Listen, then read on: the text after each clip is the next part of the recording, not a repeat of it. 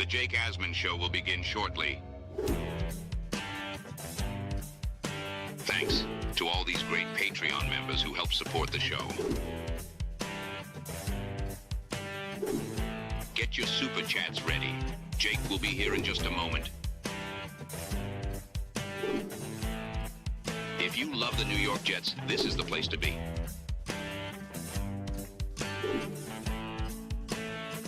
And now, the Jake Asman Show. Who's winning? Who's losing training camp so far? Which players have improved their stock? Which players have hurt their stock? We'll break down the latest. Plus, the pads are back on today, so updates throughout the morning on the latest from One Jets Drive. A first-time guest will join me. It's the Jake Asman Show. Let's hit it and get it started. We sitting in here, we excited as hell. Now it's time to get to work. Are you a happy guy? Oh my goodness, let's go! I haven't felt joy talking about the Jets in a long time. When they announced it, I went, yeah!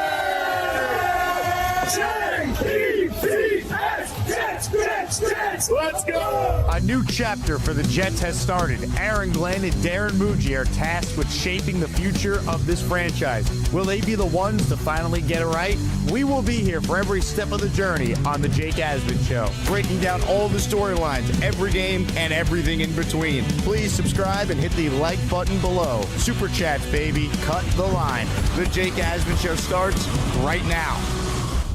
Here we go, Jet fans. Welcome in, everybody. It is indeed the Jake Asman Show presented by PrizePicks. If you missed yesterday's show, we had a lot of great Jet discussion. I also went live with Rich Cimini for the latest episode of the Jets Collective, so check that out on the Jets Collective YouTube channel. And tune in today from 1 to 3 on ESPN New York. I just found out about 10 minutes ago that I'm needed.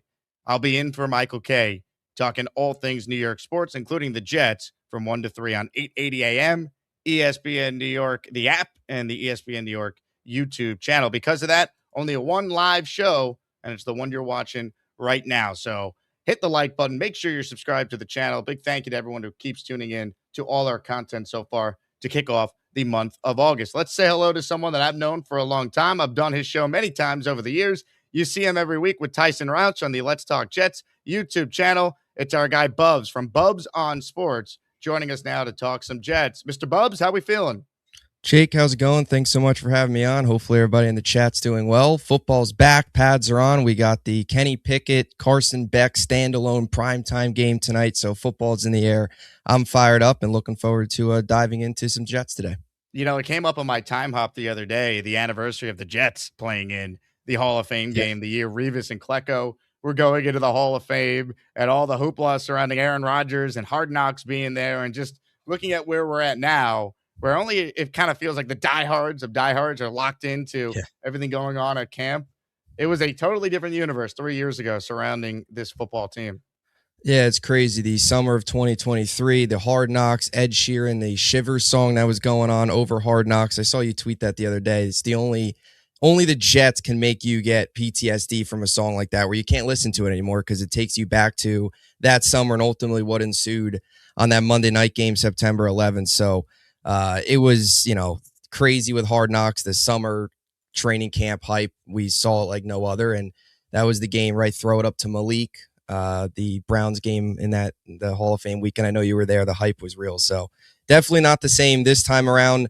Feels like the fan base just in general is about as down in this football team as they've been in a very long time following a 3-win year. So hopefully this team gives us something to cheer about this year. Hopefully we get some meaningful games. Can we get out of September this year without an 0-3, 0-4 record? That'd be nice. So we'll see how things play out. Yep. I mean, you nailed it. Just getting off to a good start and just giving us, something to look forward to with this team is going to be vital. And getting off to a good start requires some guys to emerge right away. So I thought a week into camp, it'd be a good time to take a little stock up, stock down on some Jets players. So I tipped you off that we were going to be doing this. I know you put together some names, as did I. Let's start with some positive news. Players that have really improved their stock so far in camp. And when I was looking at this list, the first name that immediately stood out to me, and it's an obvious one, but I do think it matters, I think it's David Bailey. Because remember, there was such a big debate on whether or not the Jets should draft this player at number 2. I preferred Arvell Reese, but I certainly wasn't against David Bailey. My whole thing was, if you're drafting him because the logic is he could help you right away and try and save the coach's job. I don't like that logic. If you're drafting him because you believe he's the best player, then all right, just be right about it. That's all that anyone cares about at the end of the day. And I get it. It's training camp and it's not games and all that. But, the fact that he's made plays, he's looked the part of a number 2 pick, that's encouraging because this is a franchise that famously drafted Vernon Golston in the top 10. And we know how that looked. So I think David Bailey, it's an obvious one, but it should still be said. David Bailey has really improved his stock so far a week into training camp. Yeah, no doubt about it. He has been very noticeable from a pass rushing standpoint, which is what we all knew he brought to the table coming over from Texas Tech. And that was the big debate, right? Do you go with Arvell Reese, the more project type of player, developmental type of player, might not be able to make an impact right away in year one? Or do you go with the more known commodity, the proven NFL pass rusher, most NFL ready pass rusher in the draft, and David Bailey? And I totally agree with you. If the logic behind it was, well, Glenn needs to save his job, they need to win games early and all that stuff, as opposed to the long-term viewpoint on it, then you don't go about the process in the draft that way. But they still end up with David Bailey, highest drafted defensive player in franchise history. And it's funny because getting selected at number 2 overall, all of the history that goes into that from a franchise standpoint, highest draft pick defensively in franchise history, kind of a quiet spring for David Bailey. And I know it's practices in May and June, and there's not a ton of stock that you want to put into those, but you didn't hear his name much, and you kind of went into training camp not really hearing much about him too, just on a national level. Not many people thinking, look at David Bailey as somebody to keep an eye on this summer, especially once preseason games get going. But to see him go out there and have a dominant practice on day 2 of training camp, 3 sacks, there's been some good plays too against the run. Certainly some things that he's got to clean up against the run. There was a few times where he got sucked in on some outside run plays. Those things have got to get cleaned up, but you've seen some good gap integrity, edge, holding the edge, all of those kind of nerdy words we talk about as football fans. You've seen some of that too from him this camp, but the pass rushing ability has been on full display. The athleticism, the quickness off the line, all of those things that you saw with him at Texas Tech last season, going out there and leading the country in sacks, you've seen so far, and you've seen it pick up as well with the pads coming on. You want to see that continue. But if David Bailey can go out there right away and make an impact for this team in week 1 and moving forward, that's huge, right? We talk about it so much, but just look at that Titans game in general. That's an offensive line that led the league in sacks given up last year. If you can go out there week 1 and get home to Cam Moore, that's a huge advantage in potentially winning that game. And it's going to start with a guy like David Bailey going out there and proving his worth as the number 2 overall pick. And it's good to see him put together some of these positive practices early on. And he's going up against 2 of some of the better players at their position in Olu and Armand Membu, which is the age-old iron sharpens iron, some of them say, right? Getting better from going up against each other. So really intrigued to see how he continues to play out here in camp. Joint practices next week against Tampa will be a lot of fun to see. And, of course, the preseason games coming up here as well in a little over a week. Give me a player to you, Bubbs, that has improved their stock. I went first with Bailey, so you now get your pick of a player. I guess I'll stick on the defensive side of the football. I'll go A.Z. Thomas. It's funny. 2 guys that I feel like have kind of gotten, I don't know if I want to say forgotten or kicked to the side, what phrase you really want to word there, but I think 2 guys that some Jet fans have lost track of a tad is A.Z. Thomas and Mason Taylor from a year ago. 2 top 100 picks, 2 guys that were taken in the second round. And I think a lot of that has to do with the Kenyon Sadiq draft pick at 16th overall for Mason Taylor. A lot of the focus was on Sadiq entering camp. And then when they went out and added Nahshon Wright coming off of a season where he had 5 interceptions, was on that Bears defense that led the league in turnovers. We know how much of an emphasis the Jets put on turnovers this year with the playmaking ability guys that they brought in. A.Z. Thomas and Mason Taylor, I think, have kind of flown into camp a bit of under the radar, especially A.Z. Thomas, somebody who's competing for that opposite boundary corner job from Brandon Stevens. And I think right now you've got to think that A.Z. Thomas is winning that job. Each practice you walk away with some really good coverage reps against Garrett. He's had some good reps against A.D. Mitchell as well. A few pass breakups and one-on-one drills. He's looked good. And I think the big difference between A.Z. Thomas and Nahshon Wright, and why I think A.Z. Thomas has a real chance to win out this job, is he's more of that prototypical lockdown corner, had an under 50% completion percentage last year when targeted. Quarterbacks only completed 48% of their passes. And it's also important to note he had the highest incompletion rate out of any rookie cornerback last year. And I think we forget a little bit about that because he had the shoulder injury to end the season. His season was cut short, only 12 games, 5 starts, had the shoulder surgery. So you went into this offseason and this training camp wanting to see how he bounces back from that and what he can do in year 2. But I think so far in camp, you've seen a lot of really good things from him. And if I had to guess, it felt like during the spring, at least everything you heard, Nahshon Wright was the leader for that CB2 job. It feels like through the first 5 practices, number 6 practice going on today as we speak, AZ Thomas has taken over that role a bit, a lot more run with the ones. So he's somebody that I look at as a draft pick last year who a lot of people saw potentially going in round 1. The only reason he didn't, if you remember, he had that bad 40-time athleticism, why it didn't test out very well, but was in the 80th percentile in terms of arm length, and the frame is there, the press man corner. So I look at AZ Thomas as somebody that if he can win that job, that's a really good sign, not only just for this year, but down the road being a future piece for this team, right? You sell off Sauce Gardner, so you've got a little bit of a new look secondary in terms of Michael Carter was gone at the deadline. Of course, Sauce as well. You bring in Nahshon Wright, Pons, AZ Thomas, a little bit of a makeover as you redo that room moving forward. I think AZ Thomas so far has been impressive, and I think it's a good thing if you're the Jets. And you look at Nahshon Wright, the turnovers are a good thing, but he gets burned a lot. There is a lot of boom-bust type of play from Nahshon Wright. I think AZ Thomas gives you a bit of a higher floor, if that makes sense, at corner.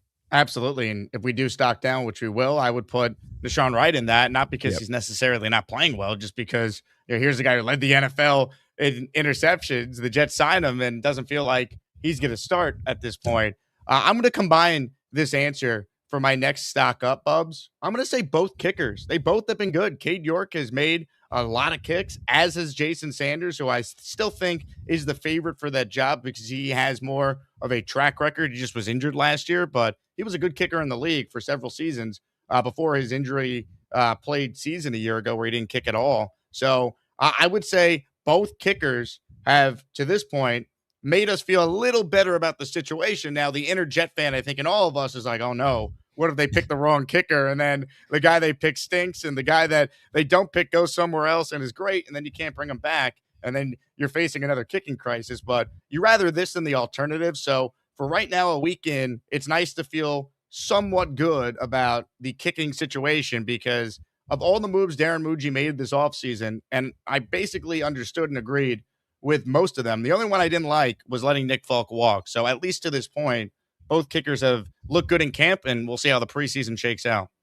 Yeah, if there's a fan base that knows 2 things, what bad football looks like and bad kicking looks like, it's the New York Jet fan, because we have been through the ringer with these bad kickers. And unfortunately with kickers, you look at it like baseball. There are a lot of times like relievers, they change so much year over year and you truly never know what you're going to get. Zerline was automatic in 23. You follow that up in 24. He was obviously a disaster, costed the Jets a few games. Last year, the special teams won us 2 games. And you hope that continues this year with Banjo. But yeah, I think you look back at the offseason and the one question you would have is not going out there and bringing back Nick Folk. And it reminded me a bit of, if it turns out in the Jets' favor, the Thomas Morstead move last year where you questioned it at the time, but they ended up going out and finding Austin McNamara, who was excellent, and you find your long-term solution at punter. You hope that's the case this year where you move on from Nick Folk, that veteran who was really just perfect in 2025, has shown no signs of slowing down. And then you go out there, move on from him. You don't give him that second year that he gets in Atlanta, and you bring in Jason Sanders, Cade York. Of course, there's been a few other names in terms of the kicker from Will Farron, I think it was the kicker from BYU, who was there for a bit during minicamp. They got rid of him. But Cade York's been here through it all, and I'm actually surprised how close it's been in terms of Cade York and Jason Sanders. I thought Sanders was going to run away with it, or they were both going to stink and they were going to bring somebody else in. But Cade York's kicking well. They're both kicking really well. They're both getting distance. Sanders hit from 60 plus the other day. They're both going 7 of 8, 8 of 8 in these practices. So the Chris Banjo kicking lab is off to a good start. I still think Sanders wins the job out, but anything can happen. We'll see what they look like in the preseason games. I think when you look at Jason Sanders and the track record he certainly has that over Cade York in terms of, this was a guy who kicked very well in MetLife. We all know him from division rival, right? The Dolphins, kicked a lot against the Jets, had success against the Jets. So I look at Jason Sanders as somebody that probably wins this job. And if you can get back to 2024 form, this was a guy in 2024 that had a monster leg, 12 of 14 from 50 plus. So he has shown you he can kick from deep, and that's obviously key. So we'll see how it continues to play out, but it's been a pleasant surprise. I fully expected to enter camp with either one of them kicking really poorly, both kicking poorly, but it's been a fun competition to watch, and we'll see how it continues to progress over the next couple weeks. And then, of course, the preseason games, and ultimately once roster cutdowns come in later this month. If you're watching this show, make sure you're subscribed to the channel. Make sure you like the video. You guys are the best. Thanks for your daily support. And, of course, we're going to be live every single day on this channel, leading you right up to the start of the Jet season, where we will be in Nashville for the opening game against the Tennessee Titans. Reminder, if you just joined us, this is the only live show expected today. I'm on the radio from 1 to 3, so we got to do a raffle at the end of the show. If we get 20 names on the Wheel of Champions, we will raffle away a Jets jersey of your choice.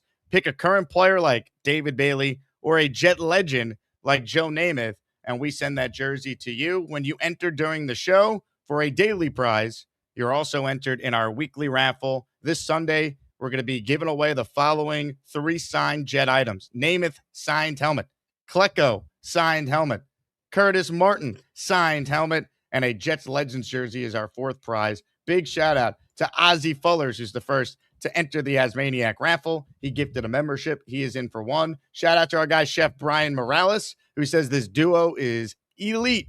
Excellent points. Thank you for watching, Brian. And Fat Bulldog has a super chat here. And thanks for signing up for the Patreon recently, Fat Bulldog. Appreciate you. He says, I know DT, that's Dylan Terraman, has a man crush on Darrell Jackson Jr. What's the scoop on Jackson? Can he be a rotational piece or a high-end backup? Would be great for us. So I read this super chat early because the next stock up I wanted to bring up to you, Bubbs, is Darrell Jackson Jr. One negative of some of these injuries to a guy like T'Vondre Sweat is you're seeing other guys get a chance to play. And Darrell Jackson went from a guy who many thought he was going to be basically an inactive player most weeks, and he'd sit back and learn from David Onyemata and Harrison Phillips and T'Vondre Sweat, and then maybe he's a rotational piece in his second year. He went from that to, well, wait a second, he's getting reps with the starters, and apparently he's been impactful. So you talk about the very definition of a player who's improved his stock. To go from he's probably going to be inactive most of the year to he's getting reps with the starters,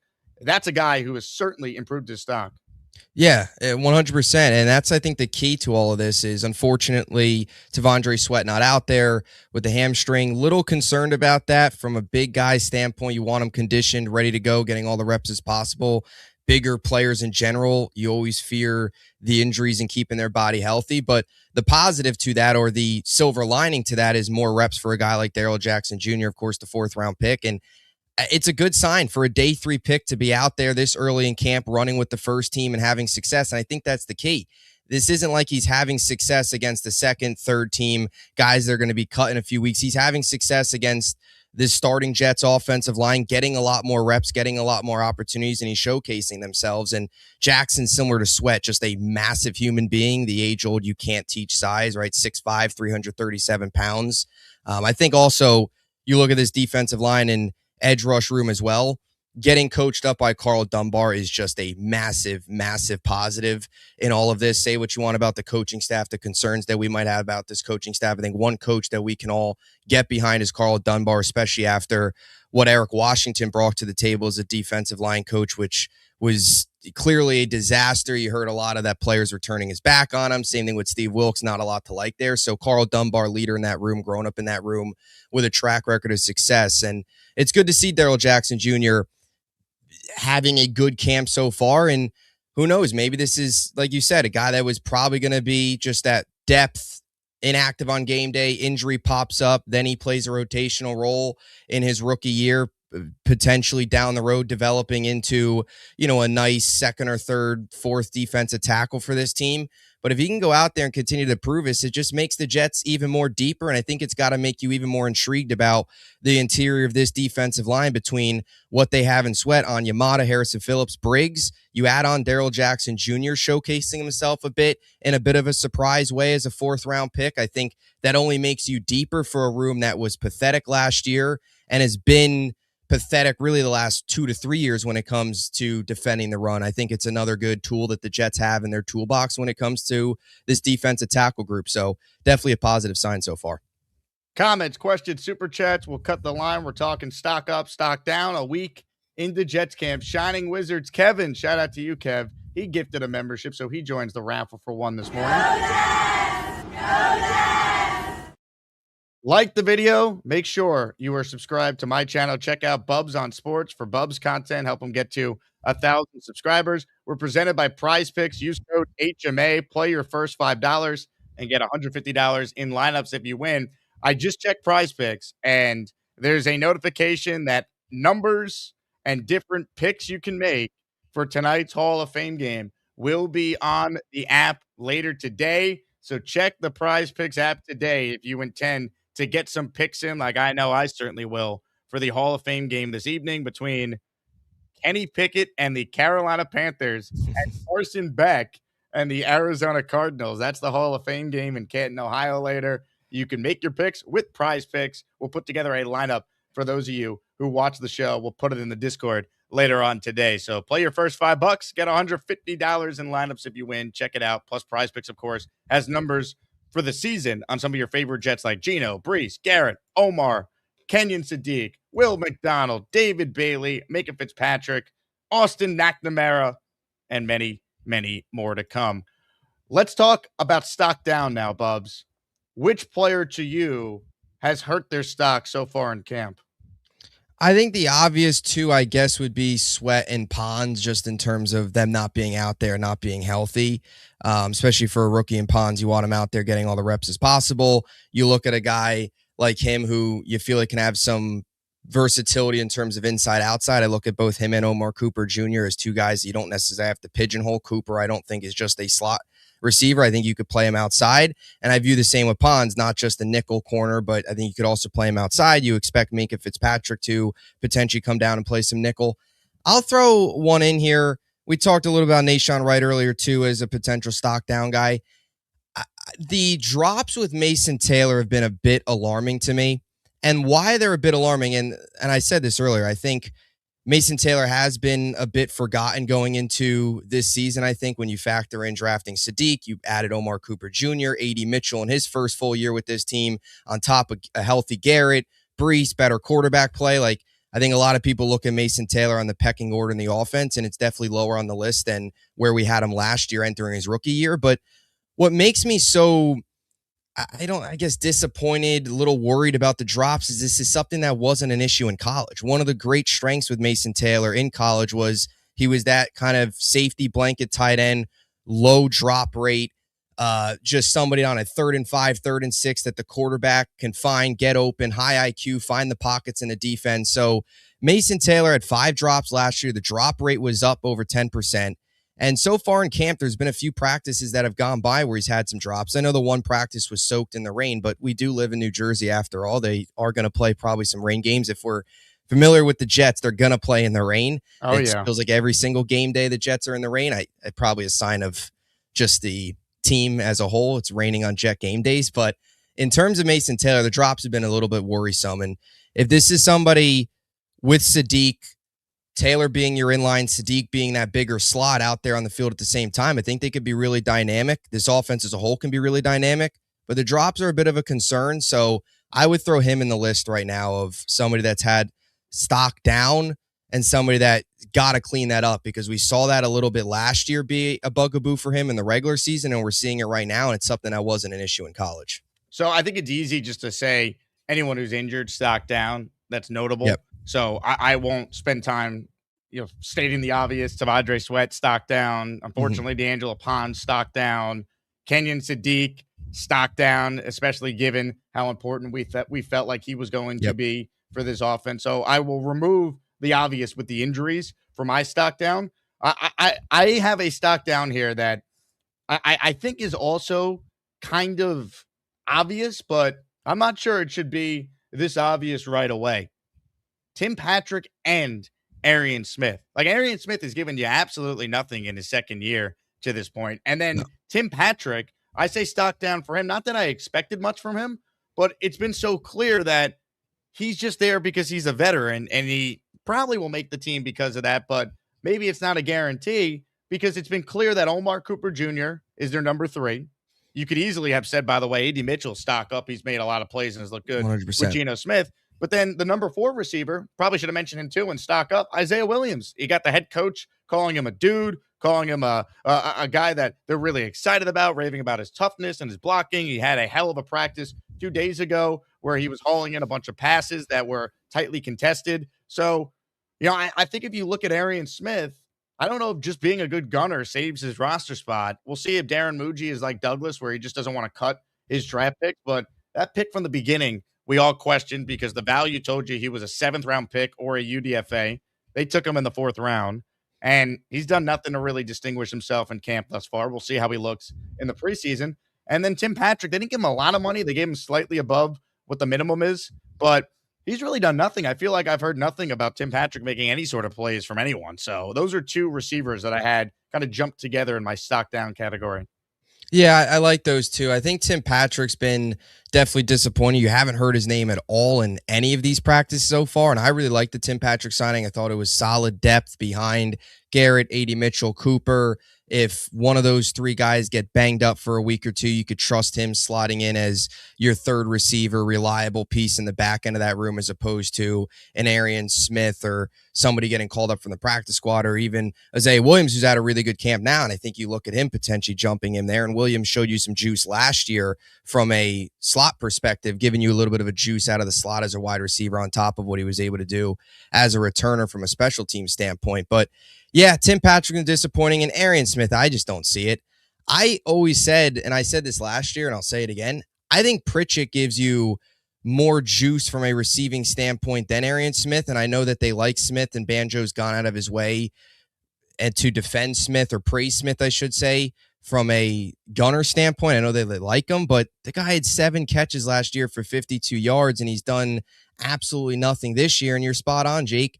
This was somebody who consensus was a 7th round or UDFA projection in the 25 class, and the Jets take him in the 4th round, which just seemed like an extreme reach. And come to find out, it feels like an extreme reach. And remember the conversations we were having last year about Arian Smith. He is fast, but he needs to work on just about everything from a receiving standpoint. Route running, hands, everything he needs to work on. Was barely played a role last year, even towards the end of the season where you had no Garrett.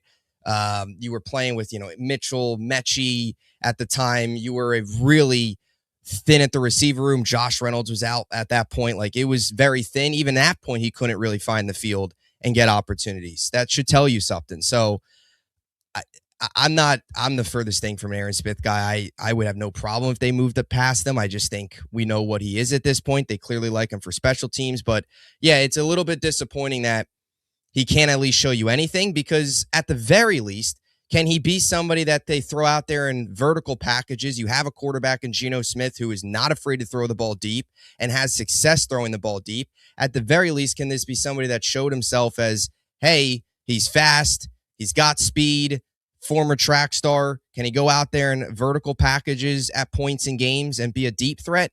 Ideally, that'd be the case, but I don't even think he's shown you that. Amen to that one. We're talking with Bubbs on Sports. You watch him weekly with Tyson Roush on Let's Talk Jets. Click the like button. Make sure you're subscribed to the channel. And if you want to enter our jersey raffle today, David Bailey, Kenyon Sadiq, Omar Cooper, any of the first-round picks, or a current Jet like Garrett Wilson or Brees, or a legend Jet like Namath, Crabette, Curtis Martin, Revis, the late, great Nick Mangold. Make sure you enter by gifting a membership, sending in a Zelle or Venmo like this guy did. John J. Williams, who won a jersey yesterday on the show. He went with Omar Cooper Jr. He's back at it again. John in the Asmaniac raffle for 2 entries. Let's go. You have superpowers. You got to fly over there. John, thank you as always for your support. We got you down for 2. All right, Bubbs, give us a stock down that you had on your list. All right, so we went with, what was it? We got Smith, Patrick, and who else was on there? We referenced already Nashawn Wright. Yeah, Nashawn Wright. So Nashawn Wright was on there. Another stock down for me. Cisco, I just don't see it with him, really. I think you look at the safety room in general. You know what's And I sad think though? You could almost what? say in a weird way, it's stock up for Cisco because no one's taken the Yeah. job from him to this point. Yeah. Like Yeah, it's a good point. He came in as the starter. He's still the starter. A lot of us were like, oh, well, surely Malachi Moore will beat him out, or surely Dane Belton will beat him out. Yeah. To this point, none of those guys have beaten out Andre Cisco. I actually probably argue he's stock up in a weird way. Yeah. Yeah, you probably could. For me, I guess it's more so stock down the whole safety room. Yeah, stock down the whole safety room, minus Minka, feels like, in terms of Minka, Belton. You haven't seen much from Malachi Moore. We talk about the jump that AZ Thomas has taken so far in year 2. You haven't seen a ton from him either here. So I guess with Cisco, he got beat the other day. I think it was against, Mitchell downfield. Beat a few times. But yeah, to your point, you could view it too as a stock up that nobody's taken the job from him, and he's still technically slotted in as that safety too, opposite Minka Fitzpatrick.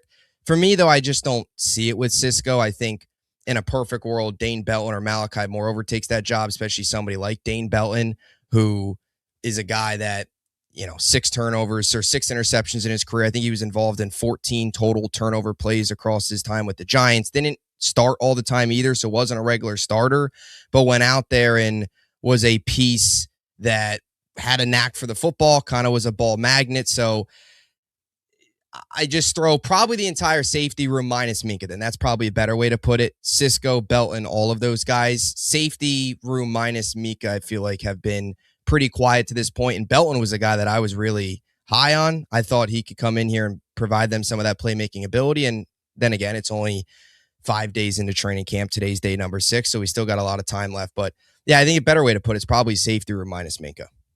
Comments, questions, super chats. They cut the line. Stock up, stock down from a Jet perspective. I had those guys on my list as well. Malachi Moore, Belton. I could see Darren Muji, just like he did last year, making some trades to fix the defensive line. I could see safety being one of those areas where they look to swing a deal if they possibly can. Another stock down that I had on my list, Bailey Zappi and Brady Cook.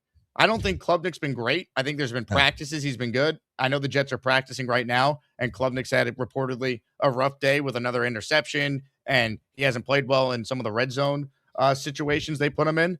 But, again, Bailey's happy. Brady Cook, you really haven't done much to make this a real competition. It feels like it's Klubnik's job, or if it's not his job, it's because they're just going to bring in someone outside the team to be the backup quarterback to Geno Smith. I could definitely see the Jets trade a 7th-round pick to the Eagles for Andy Dalton at the end of this month just to get him on the roster and then let Klubnik be QB3 and develop a little bit before he's the number 2. Yeah, I'm right there with you. I've always looked at this quarterback room behind Geno. You go all the way back to the offseason, and the plan seemed to be what the Giants did a year ago. Russ, Winston, rookie. It felt like the Jets were going to go Geno, another veteran, and then draft a rookie in Cade Klubnik and have him sit and develop. I don't believe at all in Bailey Zappi. The guy's not very good. We've seen him in the NFL. We don't even need to spend time talking about what Brady Cook brings to the table. He is one of the worst quarterbacks I've ever seen in my life, and I'm sure you're right there with me in terms of what we've seen saw a lot of bad Cook. quarterbacks. Yeah, he was a lot of bad quarterbacks. He made Bryce Petty look like a gold jacket guy. I mean, that's saying something if you're Brady Cook. Throw Luke Falk in that conversation. We could be here all day. But, yeah, I mean, I've always been in the mindset of if Klubnik doesn't have a good camp, look, if Klubnik has a great camp and you want to give him the QB2 job, fine. If he earns it, but you can't just give it to him just because you want him to be the QB2. You talk about trading for somebody in the back end of that safety room to help depth in terms of potentially coming up and playing alongside Minka Fitzpatrick if none of those other guys emerge. Linebacker 3's been a topic of conversation. Backup center's been another one in terms of the Jets, and Muji could go out and maybe swing a trade there. Can you throw a 7th at Philly and get Andy Dalton? Whether maybe Mason Rudolph shakes free in Pittsburgh, do you bring him in? Just somebody, a veteran that is just a solid 1 to 2 week. If Geno goes down, can go out there and play at a competent level. Dalton knows the Frank Reich system, so if you bring him in this time of year, it would make a little bit more sense just in terms of he knows the offense a bit from his time in Carolina, albeit very short, but he has some familiarity with it. So I'm right there with you. Klubnik hasn't really separated himself. Brady Cook and Bailey Zappi both stink. We all knew that. The quarterback room behind Geno is still a bit of a mess. And just on the topic of that, backup center too, talk about like the two big holes on the offense. Backup center is another one too. I mean, Xavier Newman's sailing snaps over Klubnik's head on Saturday.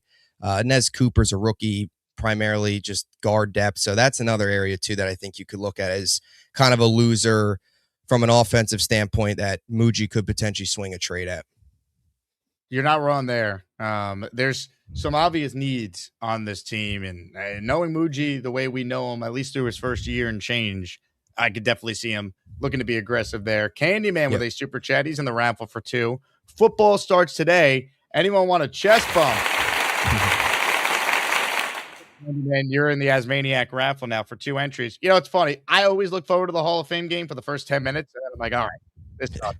And then you move on. But Jets were in it 3 years ago. I was actually there, so I was rooting for Zach Wilson to look good. He actually played in the game, if you remember, through that nice pass. Who was the Jet receiver that he hit? And Hard Knocks showed that it was Aaron Rodgers who called the play. For I think it was the Malik Taylor. Yes. It was on the headset. He was like, throw it up to Malik.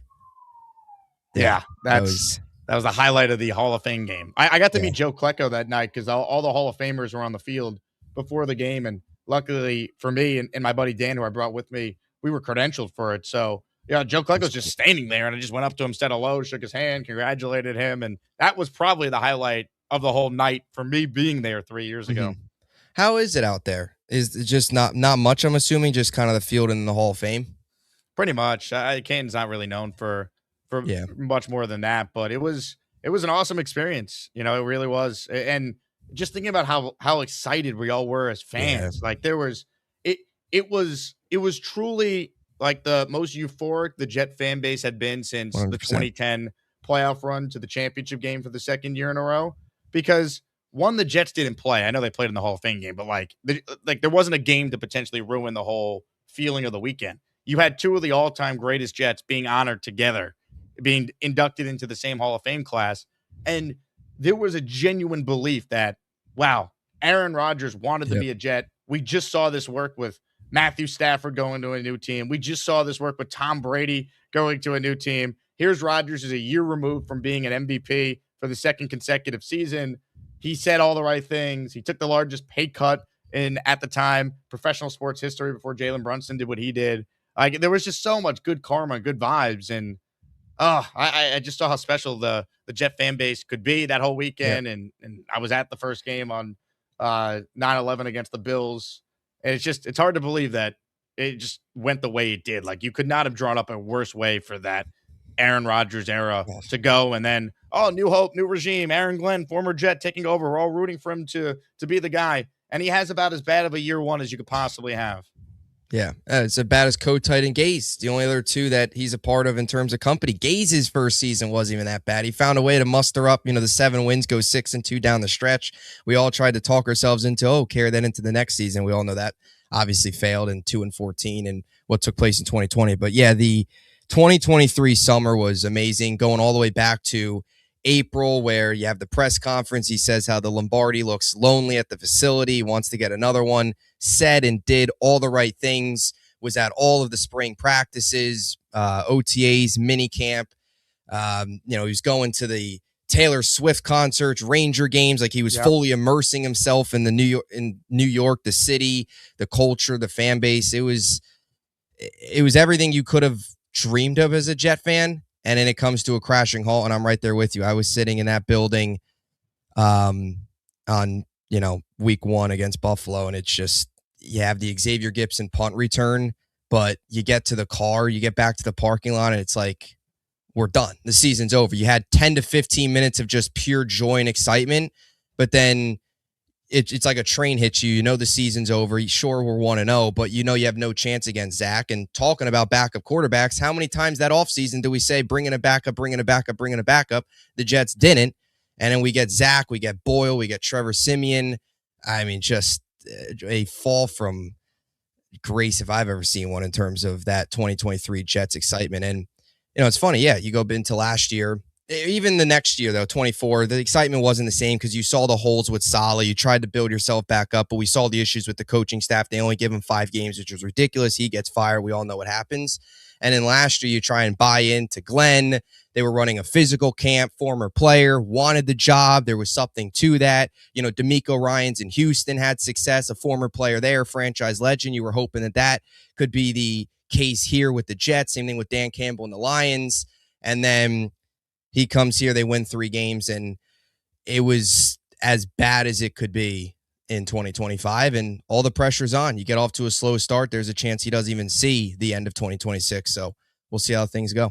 Yep, and that to me was the end of Joe Douglas when Rodgers went down, because I've been a Joe D defender, wanted to give him the benefit of the doubt, show patience. When he did not get a backup, when I screamed for months going into the year, you cannot be one hit away from Zach Wilson having to try and come in and win you games. And I get it. You don't expect Rodgers to get hurt on the 4th play of the first game of the year. But by the time they finally got Simeon in there, they actually were 2-1 with him. Like, imagine if they signed Carson Wentz that year or made a different trade. Kirk Cousins was available. They didn't do it. They could have saved their season. That team was good enough with that defense. They still won 6 games. They could have been in the playoffs that year, even without Aaron Rodgers. No doubt about it. And that's the thing. And if Rodgers did stay healthy, they're 100% a playoff team. But that's what stunk about the year later is Rodgers is healthy. He did enough to get them to the playoffs, but then the defense stunk. And Greg Zuerlein had an awful season, and they fell apart. And a lot of those games was the defense late, the New England game, the Colts game, and then you early in the season. You had the Pittsburgh game was a disaster. You had the penalty-riddled game right after they fired Saleh against Buffalo on Monday night, where they had the Braylon touchdown, I think, was called back. They had like the 2 touchdowns called back because of holdings, the most undisciplined team in football. Zuerlein missed a kick in that game. Bass missed kicks. Like, they were both missing kicks.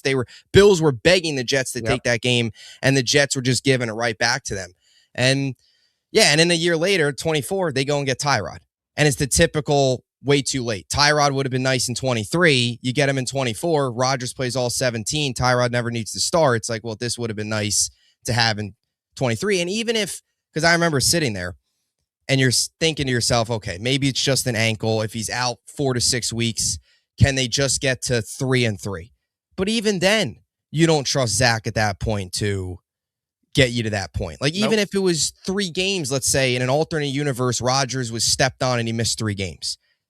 You still needed somebody more competent than Zach to go out there and go 2-1 across those 3 games, because they were actually 4-3, but that Giant game was all defense. It was a miracle that they even won with 24 seconds left. The Eagles game was all defense. All of those games were total defense. It had nothing to do with Zach. They were winning in spite of him. And think about it like this, right? Robert Saleh had his flaws as a head coach, but his defense won the Jets games. Is Aaron Glenn's defense going to win the Jets games this year? Because he's got a better quarterback than Saleh ever did, minus 5 games of Aaron Rodgers, right? Geno Smith's better than Zach Wilson or Tim Boyle or Trevor Siemian.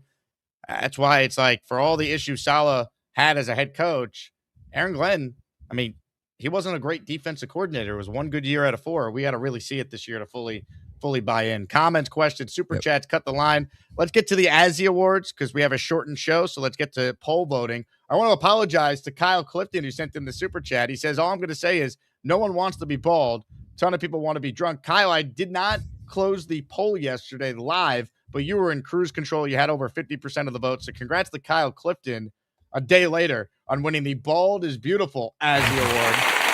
Well-deserved. Our nominees, Chuck Wagon, Ralphie Rocks, and NY Jets Florida Ted. Today's category we'll vote on is the Alcohol/Drug-Fueled Mayhem Award. Your nominees for this coveted Azzy are and V-Man. Your votes determine who wins the Azzy for this unique category. Voting starts right now. Cast your vote for the best. It's time for the Azzy Award. It's time for the Azzy Award. Cast your vote for the best. It's time for the Azzy Award. Vote, vote, vote. We were talking about the Hall of Fame game later. I found the photo that I took with Klecko right on the field before the game started, man. The vibes this whole weekend. I wish we could just go back to that feeling, man. I hope we as Jet fans get to experience something similar soon, and then we actually get at least the regular season we're all just starving for. Like, whoever is the coach and quarterback combo that ends this playoff drought, regardless of whether that ends up happening down the road or what happens even the following week in a wild card round. They're going to be etched in Jets history forever, and you just hope it happens soon. Yeah, it reminds me a lot of Tyrod in Buffalo. Like, you talk to any Bills fans, they all love Tyrod for breaking that drought. He's always remembered very fondly there. If Geno breaks the drought this year and Glenn's a part of it, even if they get smoked in the wild card game, it doesn't matter. If they just break the drought, they'll never have to buy a drink around here. That's for sure. For no doubt, giving this fan base something to root about. Heck, they might have to buy a drink if they go into December 500 and give us a chance to play for some meaningful games at this rate. You're not wrong about that, man. The bar is pretty low, as we all obviously know around here. Comments, questions, super chats, cut the line. We're presented today by Brooklyn Bedding. Folks, if you want to sleep comfortably, Brooklyn Bedding should be your go-to mattress. They sent me one last week. I've been loving my queen-size Aurora Lux cooling mattress. Got the medium firmness, added the cloud pillow top. It's great. It's the most popular option on their website for good reason. Perfect combination of comfort and support. The cooling technology has helped me stay comfortable throughout the night without waking up overheated. It's great. I cannot recommend it enough. You see the promo code there on the screen. Promo code Jake. It's just my first name, Jake. 30% off site-wide. They also offer a 120-night sleep trial. So you could pick a mattress. If it's not for you, well, then you could get one that is right for you. Also offer a 10-year warranty, free shipping. So take advantage. They got a great sale going on right now. Their summer sale is in full swing. Use that code Jake for 30% off. Shout out to Brooklyn Bedding for supporting the Jake Asman Show. Hit the like button, comments, questions, super chats. They cut the line. David Bailey jersey up for grabs at the end of the show. Bubbs, I'm going to show you something that for some Jet fans might not be safe for work. It might cause something to move a little bit. Here are 3 tweets from Zach Rosenblatt. I'll read them in order. Garrett Wilson ran a perfect route to break free of Brandon Stevens, and Geno Smith hit him for an easy 25-yard touchdown. Braylon Allen with a great run through a hole. The O-line opened up on the right side. 15-yard touchdown. Geno Smith just had all the time in the world, or Geno Smith just had all the time in the world and completed a 5-yard touchdown to A.D. Mitchell in the corner of the end zone. Geno went 3 of 3 with 2 touchdowns in team drills from the 25 and inward. Should we be excited about the offense cooking or concerned about the defense allowing this to happen? I guess let's have a little bit of excitement, have some positivity on this Thursday. Good to see. And I think what's good to see there too is it's to the top 2 guys, right? Garrett Wilson getting past Brandon Stevens. Stevens has actually had a good camp. I'm pretty sure earlier today in one-on-one drills, he actually broke up a pass from Garrett, intended for Garrett, I should say, from Geno. And good to see that A.D. Mitchell's getting involved as well. Those are, top 2 receivers right there, 2 guys that are going to play a massive role in this offense, as we all know. We all know what Garrett brings to the table. A.D. Mitchell feels like a really good fit for Geno. And even there, short completion, a lot of those this camp have been 25, 30 yard. There's been some of those deep completions downfield, which is A.D. Mitchell's bread and butter in a lot of ways, is getting deep downfield and having a quarterback that can get him the ball, which Geno we know can do. So it's a good thing. Good to see. And Braylon has had a good few days as well in a row since the pads come on. The biggest thing with Braylon, I need to see it in the regular season. It feels like every summer he always has really, really good training camps. His rookie year, you saw some things, but kind of inconsistent, didn't play a massive role in year 1. Last year, of course, gets cut short with the injury. Big year 3 for Braylon Allen. Needs to go out there and prove it, take a step forward. And, of course, we'll see what Isaiah Davis can do as well in the back end of that running back room behind Brees, utilize all 3 of those guys. So, yeah, good to see from the offense, no doubt about it, especially after it felt like Tuesday's practice, bit of a mixed bag, kind of a slow start for the offense. They got going as things went on. Monday, you had the interception from Brandon Stevens that Geno threw. So good to see the offense bounce back a bit because they were obviously lights out Tuesday, last few practices. Defense has gotten their way a little bit with pads coming on. So good to see that they're going out there and playing well. Let's just see if they look good against the Tampa Bay Buccaneers in that defense. And that's a big how thing. It looks next week with the joint practices. They'll have, I believe, 2 scheduled before they will play 1 week from tomorrow at MetLife. It's going to be quick, folks. First Jet preseason game is certainly upon us. Bubbs, what else has just stood out to you, not even in the stock up or stock down conversation, but you're following this team as close as anyone? Anything else really caught your attention through the first week of camp here? I think the two tackles, Armand Membu, Olu, they have been excellent, specifically Membu, but even Olu too, right? Put on some size. It looks like the legs are just like tree trunks right now. So he looks really, really good. And I think from Olu's standpoint, you hope that can help in the run game, being a little bit bigger, putting on some size, a little bit more physical. We all know what he could do from a pass blocking standpoint. From a run blocking standpoint, you'd like to see him have a bit of a stronger year, take a bit of a jump in that area in year number 3. But Membu's just a brick wall. I don't know how you can't go into this season without potential all-pro expectations for this guy after what we saw last year and what we're seeing so far in camp. He has been phenomenal. You lock up Tittman, so that right side of the O-line is locked up for the long term. Nice to not have to talk about a rotating carousel of tackles for once. This is back-to-back years that we've had 2 bookend tackles, but Membu looks like a wall, looks like he's primed for a massive year 2, which has been good. Defensively, I think we've touched on a lot. I think Stevens has had a pretty good camp. That's been good to see. I hope with Stevens that he could potentially run into a few more turnovers this year. Never really been a huge turnover corner. That's been kind of one of his issues. Only 2 picks in his career. Can he be somebody that is force a pick or 2, be somebody that could, punch a ball out or 2, be a little bit more of a playmaking type of corner from Stevens? That would be good to see. Minka's look good, but yeah, Membu, I think, has been one of the big standouts. Sherwood's had a few plays as well. So he's somebody that you hope can see bounce back this year after what was a really, really down year following that contract extension that he received last offseason. Now we know Michael Walker, those 2 guys are keeping an eye on them. Michael Walker, apparently. Yeah, he had a pick early in practice, and then he had a pick, I think, on the first day as well on a deflected pass, and Sherwood actually batted the pass up in the air that I believe Minka came down with. So he kind of started that pick, if you will. I think it might have been Stevens. It was either Stevens or Minka interception. Sherwood batted in the air. So both of those, a few of the linebackers. Yeah, Stevens was able to come down with. Yep. I have the highlight handy here. Yeah, I think they posted it on the Twitter, right? They did. So this was the Jet fans. I know it's a crazy thing to watch, but here's a Jet interception during practice. I don't know what that looks like. The very beginning here, I'll slow it down so people can watch it. You could see right there, Sherwood up in the air, 44. He gets just enough on it to make the ball go a different direction so Taylor couldn't come down with it. And then Brandon Stevens right to him. And they don't show it here in the clip, but Rich Cimini said on our podcast last night, the Jets' entire starting defense went nuts because it was their first one of camp and team drills. Yeah, no, that's good to see. They need to get a few more interceptions this year. There's no doubt about that. Minka's also had a pick too, so that's good. Maui Noah, Michael Walker, both of those guys keeping an eye on what they look like from a depth standpoint, because that's been one of the areas we talked about earlier a bit. But if there's an area where Muji could add, it would be third linebacker behind Mario Davis and Sherwood. So I think they both made some plays. Maui Noah had a few plays in the run the other day. Walker's had 2 picks, so something to keep an eye on there as well. Hit the like button if you're just joining us. Comments, questions, your super chats. We'll cut the line. Jets practice is over. Nick Faria reporting the following takeaways. Great day from Gino. Deadly accurate in the red zone. Had multiple scores because of it.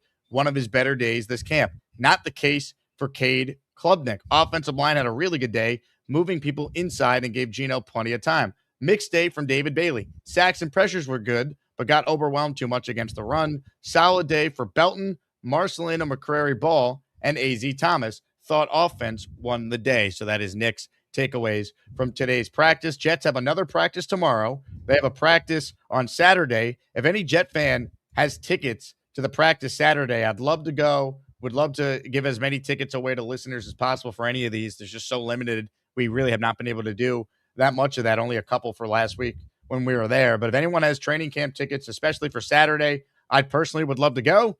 And for any of the other days, we'll make sure that they go to Jet fans. Just reach out. My email's in the description. Shoot me a DM on Twitter or Instagram. But would love to be able to get some of these tickets to Jet fans. That includes preseason, by the way. I'll have some preseason tickets we'll give away on the show next week for those of you who are interested in going next Friday against the Bucks. Bubbs, I appreciate you hopping on, my friend. This was a lot of fun. Yeah, thanks for having me on. This was awesome. Would love to do it again sometime. Definitely have you back on my show sometime as well here coming up. So football's back. A lot of fun. Appreciate you having me on. Bubbs on Sports, the name of the channel, right? That's where people need to go? Yep, that's where you can find me. Love it. Ladies and gentlemen, it's our guy Bubbs on Sports. Checking out or hanging out with us on the show today. Comments, questions, your super chats, they always cut the line. Aaron Glenn will speak momentarily, so we will carry that presser live. But first, let's stop what we're doing and listen up, because Circa has quite the announcement for you. The biggest contest we've ever seen. Seriously, what's the guarantee? They're still talking about it. I think it's time to put the rumors to rest. Showtime!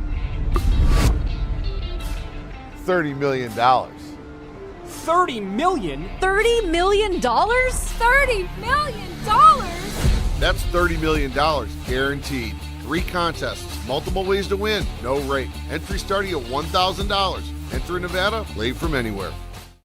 August 26th through August 29th, we're going to be out there. We're going to be entering the Circa Survivor. It's the best weekend for me personally. Free trip to Vegas. Get to hang out with some listeners who always stop by. Get to have some great guests on the show from Circa's Media Row they put together for all their media partners. It's a great week. If you're interested in any of these contests, all the info is at circasports.com. Again, $30 million in guaranteed prizes. There's no rake. It's incredible. I mean, you won't find any football promotion better than what Circa offers for football fans every single year. Ladies and gentlemen, right now, let's listen in to the head coach of the New York Jets. Here's Aaron Glenn at the podium right now. Good to see you. See, Jonathan, good to see you. All right, so as far as injuries are concerned, JJ has an ankle. He'll be day-to-day. Not really worried about that. Isaiah Davis, he had a minor knee, and he'll be out maybe a couple of weeks, right? But he'll be back, right? Again, I'm confident that they'll be just fine going through the regular season. When it comes to today's practice, it was just like it was, I think it was Tuesday when we went to the red zone. Man, we started out with a pressure period, which really gets the practice going pretty quick, and then everything was in the red zone. And I thought our guys competed their asses off. There's a lot of work ahead of us that we got to improve on, but the competition was exactly where I want to be. So that's something we want to keep at a high level. We want to keep the intensity at a high level. We talk about having game-like intensity in practice, or that's the only way to get it in games. So I think our guys understand that and doing a good job of that. So any questions? Nashon Wright, is he okay? AJ, yeah, he's okay. He's okay. He has a hip strain. I forgot to talk about him, but he'll be fine. And then Stevens, I didn't see him out there in the last team. He just got banged up a little bit. Yeah. And I'll give you an update on that, once I get all the information, but he'll be just fine also. Pond's getting close. I saw him out there today. Pond's is getting close. He's moving around. The thing is, I don't want to put a date on it just yet, but again, he's another guy that I know he'll be ready. He'll be ready in the next couple of weeks, I would say that. But he's moving around. Is there a point with a rookie where you start getting nervous about he's going to come back and have to catch up on everything he missed? You know what? Here's what the way that we do our install schedule is in phase 2. All right, we go over the whole system, and then right when we get out on phase 3, when we get on the field, man, we go over it again. So he's actually had the install for 2 times, and obviously he's in meetings now. Now it's nothing like doing it on the field, right? Which we got to see, but I'm not concerned with that play at all. Again, he's a smart player. He knows exactly what he's doing. The thing is, he's playing inside and outside, but he'll be just fine. Is there any update on Sadiq? And you said you would let us know how long it might Yeah, be. you know what? Actually got pretty good news the other day, and I'm just crossing my fingers. And still, I'm going to say it's a couple of weeks still, but it's not anything that's going to keep him out of the regular season. You had said something about normally you get both sides done, so there's not a situation where he's got to get the other side. No. The thing is, when you get that surgery, and this is something that I've learned, that usually when you have one side of the groin, Doc Myers usually does the other side too, just to knock both of them out. So I think most people have that procedure, really go through that. So again, good news on him not being out for a long time, just a couple of weeks. What's your message, AJ, at this point of camp? It's kind of the weird time, right? The energy is gone from the first week of the adrenaline. Yeah. You don't have a game for another week. Yep. So what's the message in kind of this period? That's a really good question, because here's what usually happens is, man, the installs, again, even though we've been over them twice, the installs start to pick up, So the one thing I want our guys to know is, man, do you know what to do? Do you know what to do? And listen, I put a little bit more of that on the player, because you have the coaches that help and you have the playbook, right? So the players can leave the building and actually continue to study. And then do you know how to do it? And to me, I put a little bit more on the coach, because now you have to look at your players, and each player is different, and you have to teach them how we want these techniques being done. And then our identity, and then what's our scheme philosophy, right? Those are the things I want to make sure that we don't just shoot away from at all. Make sure we focus in on those, even though the installs start to pick up. You have an aggressive quarterback like Geno. What kind of a pressure does that put on the defense? Man, that we're searching for explosive plays, but we're going to celebrate the intermediate gains too. But we're searching for him, and that's what he does. I think you talked about him last week, but with Dane Belton, what were your thoughts about bringing him here, what he can bring to the table? I know he's a big special teams guy. Yeah. I think if you look over his career, the one thing that stands out about that player is his ball production. He's made a number of plays on the ball. So I know he's been in a backup role for most of his career, but, man, he's fighting now. He's fighting to see if he could get one of these jobs. And, again, it's competition. And when you have a guy that has ball production, that competes the way he competes and also has the special teams value, man, it's hard not to take a hard look at that player and see how he fits in what you're trying to do. So he's been doing a really good job for us. I'm excited about where he's at. He's playing a number of spots for us, too. He's playing the dime, he's playing the nickel, he's playing the safety. So the thing that we have to be careful of is try to overload that player. He's a very intelligent player, though, so he's doing just fine. It feels like the offense and defense have been pretty even through these 6 practices. Think so? Or whatever. I mean, I don't know. Do you think so? I guess. I don't know. I was just asking. Yeah, I'm just curious. I mean, I imagine that's a good thing. You want to see them. Here's and I said this to the players the other day. For a head coach, you usually leave practice pissed off. Because if the offense has a great day, then obviously the defense didn't. But then if the defense have a great day, obviously the offense. So, you pissed, and that's not a bad thing, But it's just a competition, man, and these guys are giving it all. They're giving me everything that I'm asking them to give. And again, game-like intensity. Game-like intensity. We have to continue to really focus in on that. Every rep. Every rep is important to us.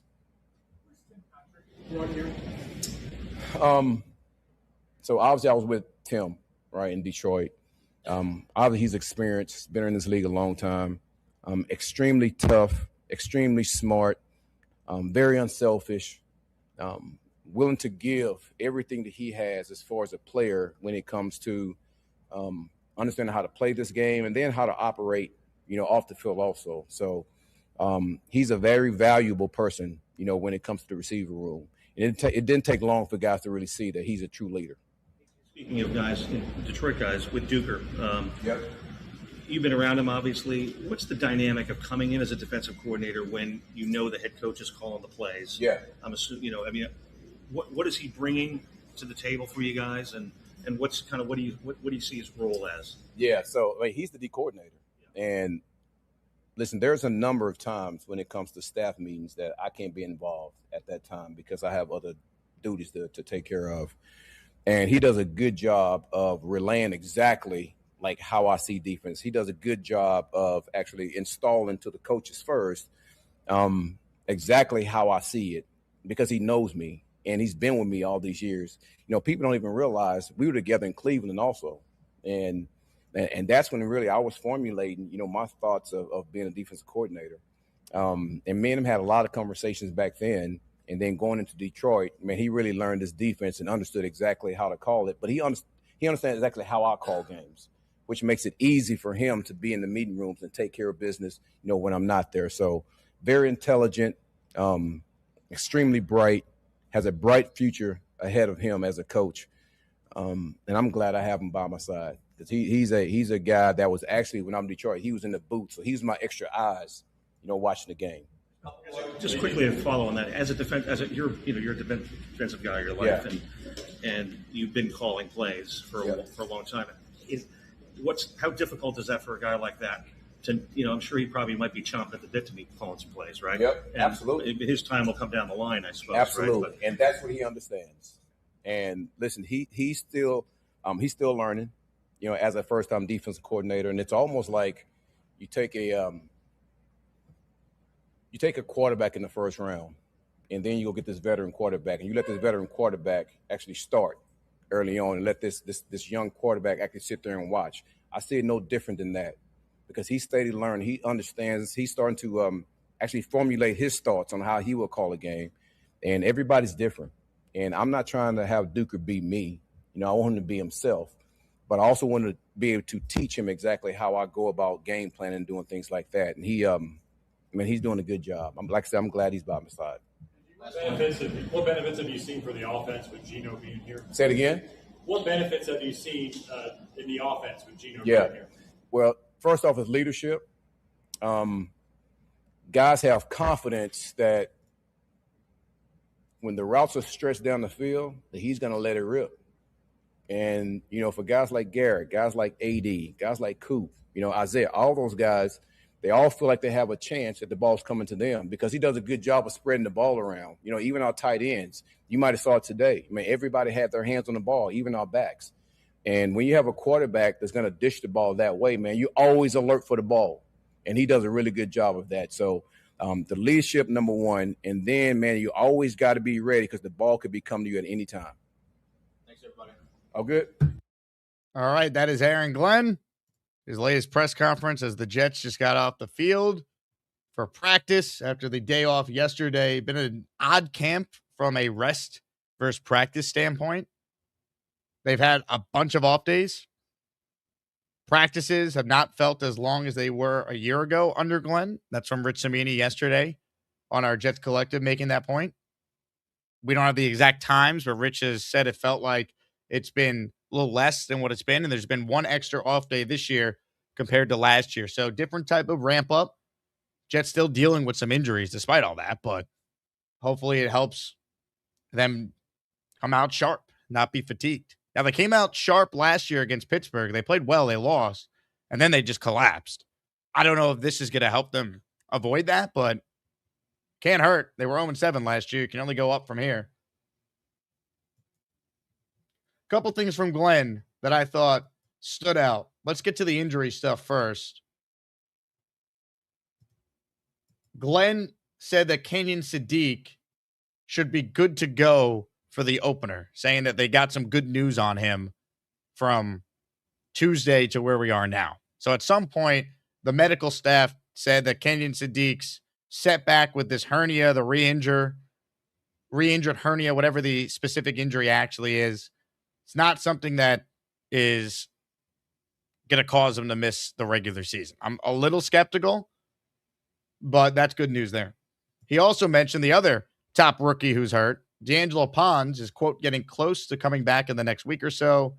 Glenn said he's not concerned about the time he's missed. Pons is really smart. He's played a lot of football. You hope that will help the transition to being a pro now going forward. Deshaun Wright has a hip strain. Glenn said he'll be fine. And the new injury is Isaiah Davis, the backup running back for the Jets. He has a knee injury, and according to Glenn, he's going to be out for a few weeks. It didn't sound like, just listening to him, he's overly concerned. And apparently Kingsley Anabari's nickname is JJ. Someone's going to have to explain that one to me. But Kingsley Anabari is day-to-day. So no Osai. Anabari is day-to-day. You'd like to see these two veteran additions the Jets brought in be healthy, go out there and make some plays. Sounds like Anabari will be back soon. They said the Osai injury is nothing too serious. We wait and see on that. I thought it was interesting that Aaron Glenn was asked about Dane Belton, and he said that the thing that stands out to him is he's making plays. The ball production. Belton had a really good practice today, according to some reporters who were there. Can Dane Belton win the starting safety job? Can he beat out Andre Sisco? Like, I don't think we're asking for that much as Jet fans for that to be the case, are we? I don't think so. Can Dane Belton beat out Andre Sisco? Doesn't sound like Malachi Moore is going to. Again, the preseason will determine, I'm sure, all of this, but I was at practice on Saturday. It was Sisco as the starter, and they did use Belton in some packages. Moore played a little bit, but again, safety is not a strength for the Jets. You like the Minka addition, but the other safety is not great right now. Ozzie Fullers has entered the Asmaniac raffle. Let's go, Ozzie. It's J-E-T-S, Jets, Jets, Jets. I love Fireman Ed, too. We need 20 names on the wheel for me to spin it during the show. If we don't hit 20, we'll carry it over to the next live show that I do. Again, we started a little early today because I'm filling in for Michael K on the radio from 1 to 3. Antoine Staley from the Daily News covers the Jets is my guest at 2:30. So make sure you guys tune in to hear Antoine's training camp report. If you want to enter the raffle, now is certainly a good time. You'll also be entered in our weekly raffle. That's on Sunday this week, where we're going to give away another Jets Legends jersey, a Curtis Martin signed helmet, a Joe Klecko signed helmet, a Joe Namath signed helmet as our top prize in that weekly raffle. Some other takeaways from Glenn I want to hit. Jeremy Fowler, I believe I recognize the voice, was the one who asked Glenn a question about Geno. So we'll talk about that. But first, let's talk about our sponsor, Cash App. Here's the deal with Cash App. They're offering a program for people with kids, teenagers specifically. Any Jake Asman Show parents out there, listen up. You could start helping your kids save money and building smart financial habits early. Cash App offers a service where teens can earn interest on savings with as little as $1 and no monthly fees or minimum balance requirements. You can manage everything directly through your own Cash App account. So you could sponsor your teen and have them start saving up money at a young age. Download the Cash App today. To do so, use my link in the description and you will be good to go. Cash App is a financial services platform, not a bank. Banking services provided by Cash App's bank partners. Prepaid debit cards issued by Sutton Bank, member FDIC. Cash App Visa debit flex cards issued by Sutton Bank, member FDIC. The Bancorp NA. See terms and conditions for the Sutton prepaid card, Sutton debit flex card, and Bancorp debit flex card. Savings provided by Cash App, A Block Inc. brand. Visit cash.app/legal/podcast for full disclosures. The Jake Asman Show also presented by ZipRecruiter. One thing I've learned from doing this show is that the Asmaniacs always go the extra step. We've had listeners drive hours to events like last Saturday. Help new people feel welcomed in the chat. Take on the Nightbot and support Beastbreaker. Share the show with fellow Jet fans. That is what going the extra step is all about. And that stuff might seem small, but when someone goes the extra step, it always makes a positive impression. Great candidates can do the same on ZipRecruiter by explaining in their own words why they're interested in your job. ZipRecruiter has a new feature that shows you the most interested qualified candidates first, so you meet the right people faster. Try ZipRecruiter and meet great candidates who will go the extra step for your job. 4 out of 5 employers who post on ZipRecruiter, they get a quality candidate within the first day. Try it for free today at ZipRecruiter.com/audio. That's ZipRecruiter.com/audio. Meet your match on ZipRecruiter. Comments, questions, super chats. They cut the line. We got some memberships I want to hit. The other takeaway from Glenn there, I love the line that he said about Geno Smith. So Jeremy Fowler, I believe, was the reporter who asked Glenn about Geno. And Glenn, when asked about like what Geno has brought, you know what he said? He said Geno's bringing confidence to the team. He specifically mentioned the receivers. He said when routes are run downfield, Geno's going to let it rip. He said that receivers are going to run their route hard because they have belief if they do it right, Geno's capable with his arm and his moxie to get the ball to them. Think about that.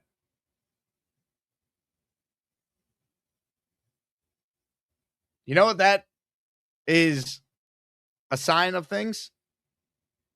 That the receivers didn't feel that way last year with Justin Fields. Geno's the anti-Fields. Without taking a shot at Fields, he basically told you Justin Fields didn't give his receivers a chance. And we knew this. We'd watch film. There guys would be open. Fields wouldn't let it rip. He was afraid. He was afraid back there. He would run around and not even run and use his legs. He'd run, east to west, west to east. He wouldn't run north, south. It was so frustrating. And then he just wouldn't throw in general. So Geno bringing the confidence and letting it rip and receivers feeling like they got a chance to go up and get a play, whether it's Garrett or A.D. Mitchell or Omar Cooper Jr. or even Isaiah Williams, who's had a nice camp. The tight ends he referenced. It's the anti-Fields. We'll see if it works, but it is clearly the anti-Fields. It can't be any worse at that position this year with Geno. There's just no way. It'd be impossible. Ladies and gentlemen, Colin Wolford in the house. He gifted 5 channel memberships. Let's go. You have superpowers. You got to fly over there.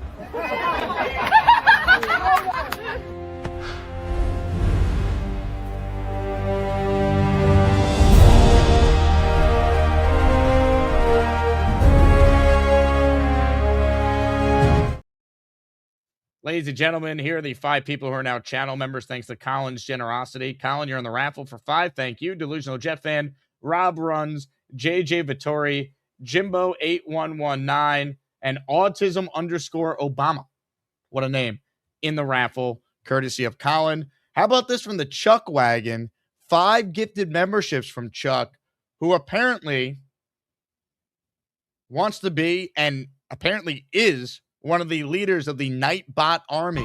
I, the Chuck Wagon, call all Asmaniacs here to follow Overlord Nightbot and join the Nightbot army. Together we can put an end to Beastbreaker and his filth he calls the Deadly Dark Alliance. With myself and Barbarossa, we are looking for 2 more strong individuals to become generals in the Nightbot army. Salvation awaits. All hail Overlord Nightbot. I am Nightbot. I am the global enforcer. ECW is garbage wrestling. It is not hardcore Beastbreaker. You 666, suck you messy are not pads and hardcore. Walgreens tampons because you're weak. You suck tampons. Nightbot here again. I'm coming for you, Jason. Your chat messages are like a bag of dicks to me. I will destroy your fat ass.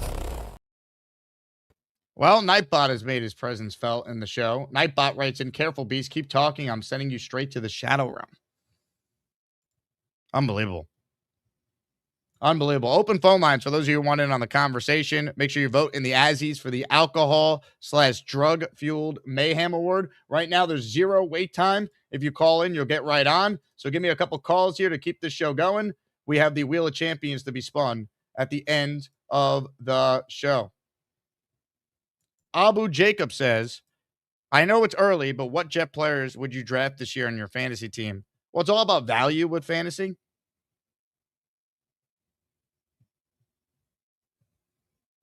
It's all about value. So, could you get good value on Sadiq because he's going to fall off draft boards with this injury stuff? It also depends when you do your draft too, right? My league, I only do one fantasy league. We try to do our draft as close to the start of the year as possible because you have these injuries that unfortunately happen to all these teams. I would feel pretty good about taking Garrett. I think he's going to be awesome. Now, is Garrett going in the first round of fantasy? I've done 0 prep at this point. Could I see it? Absolutely. Brees, I think, is a good pick as well. Frank Reich should be able to use him. I would take Mason Taylor in fantasy, too. He's going to go in the later rounds. There's good value there, especially if Sadiq is not what he is going to be by the end of the year, especially early on. Like, Sadiq might be at his best in December. Well, you got to get to the playoffs in fantasy football. The playoffs start right around then. So, I think Mason Taylor could be good for fantasy. Do you take a flyer on Cooper late, see if he emerges? Or A.D. Mitchell? I don't know. You're always at risk when you take a Jet in fantasy. I'd be careful. Omar Ochoa in the Asmaniac raffle for 1. Omar, thank you very much. We appreciate you. Who want to fly with them?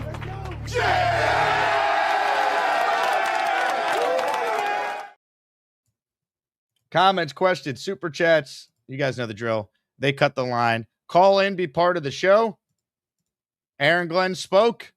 We aired that live for those of you just tuning in. We got the Hall of Fame game tonight. Carson Beck and Kenny Pickett, head to head, mano to mano, all on the line. Exciting stuff. Let's say hello to a man who's a man's man, a manly man. He's the only man that is on the line.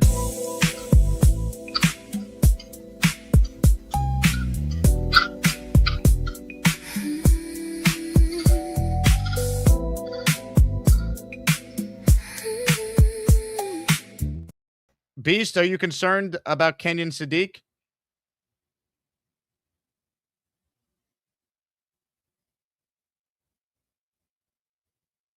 So this is a video show, and people listening audio-wise have no idea what you're doing because you're not speaking.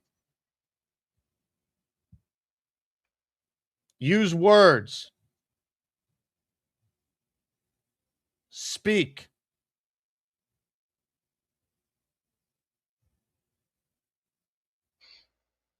use the English language.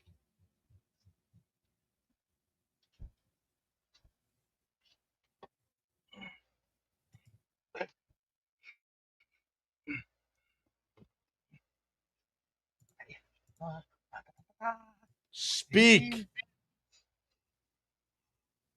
I'm kind of Team Nightbot, I think, at this point. Nightbot here again. I'm coming for you, Jason. Your chat messages are like a bag of dicks to me. I will destroy your fat ass.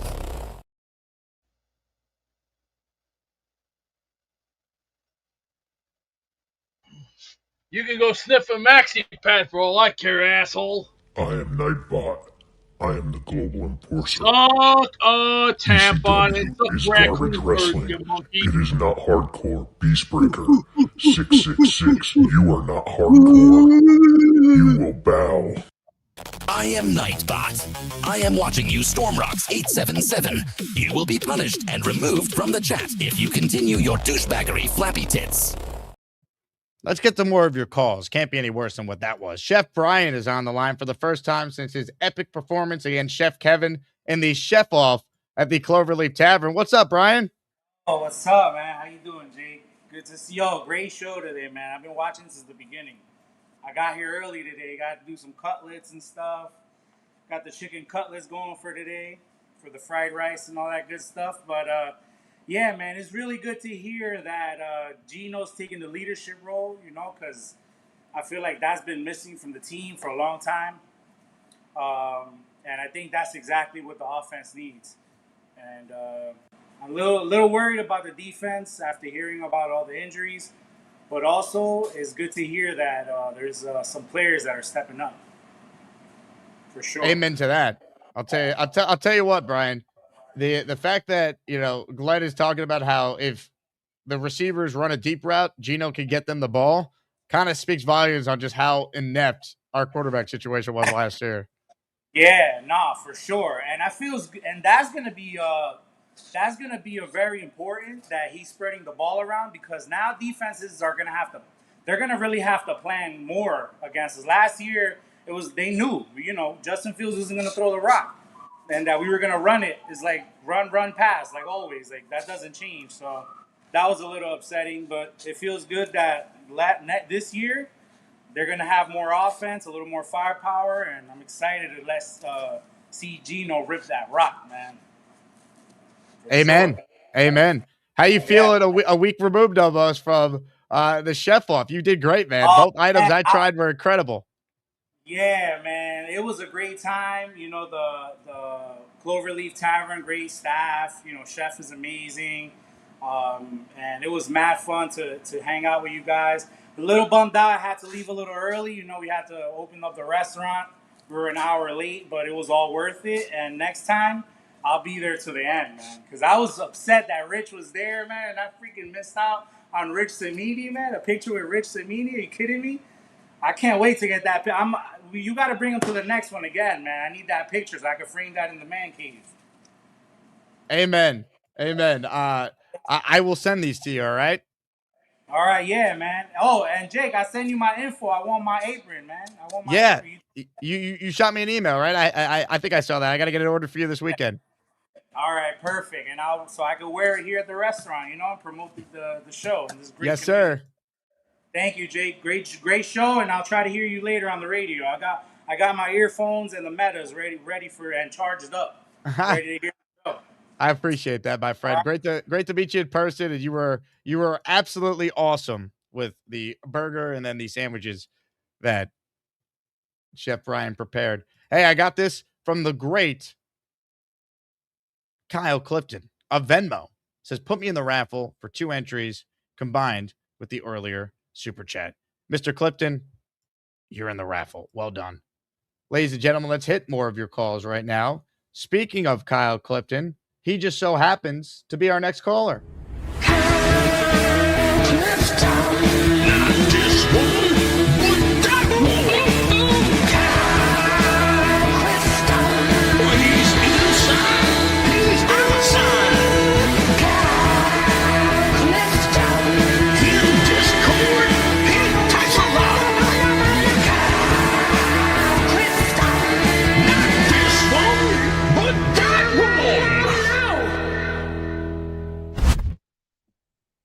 going on, Jake? Kyle, are you hanging out with Dylan Terraman? That's right. Love it. I've taken over Dylan's office. You know, I'm hoping, and I would think that if it was more than that, we probably would have heard a little bit more. That Sadiq's injury is just the general soreness that comes with rebuilding the core after that type of procedure. So I'm not too concerned about it. Obviously, we want to get him back on the field. We want him get him kind of indoctrinated into the offense. But I would imagine, like, at least in the beginning, that his role is going to be a little bit limited. He's going to be more like, you know, and until he's brought up to fully up to speed. And I think this might have happened, you know, regardless of the injury. He's not going to be an every down guy. He's going to be a guy that, you know, maybe third downs, he's giving you a different look on, you know, third and short, so they can stretch the field in a whole bunch of different ways and make the team difficult to defend. The offense is just going to be better, man, because the skill players are better, and the quarterback is going to be markedly better, no matter what you think of Gino. You know, I always lament that I kind of thought that our offensive coordinator, who we fired from Detroit, and his name escapes me right now, kind of got a raw deal because of the tools he was given with Fields and kind of a dearth of weapons.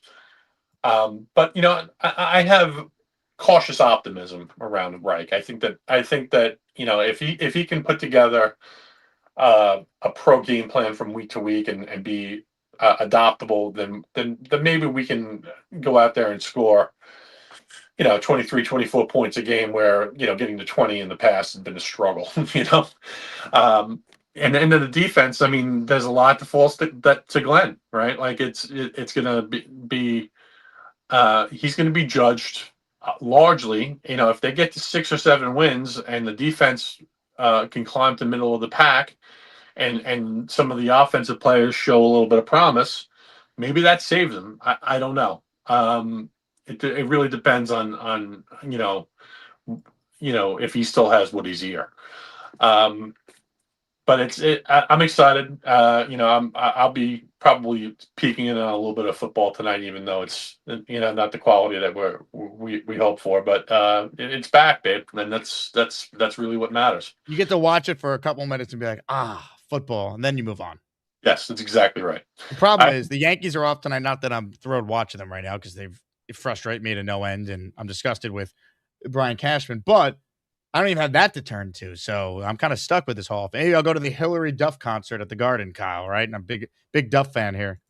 Or, you know, country rock legends, the Outlaws, are giving a free concert in Eisenhower Park out on the island. So there you go. I will talk to you soon, Jake. Great call. Kyle Clifton, everybody. Love it. How about this from our guy, Two-Piece Barrett, the star of Jet training camp last week, in every photo the Jets posted. He says, "Let's go, Jets. Chef Brian and Kevin were amazing at Cloverleaf. So great to meet Jake and all the fans. A week removed, and I'm still pumped and ready to take off. Go, Jets." You're the man, Two-Piece. Great to meet you and your family. I hope your daughters enjoy the custom jet chain that Mike Duramo made. Give him a jet chant. Let's go.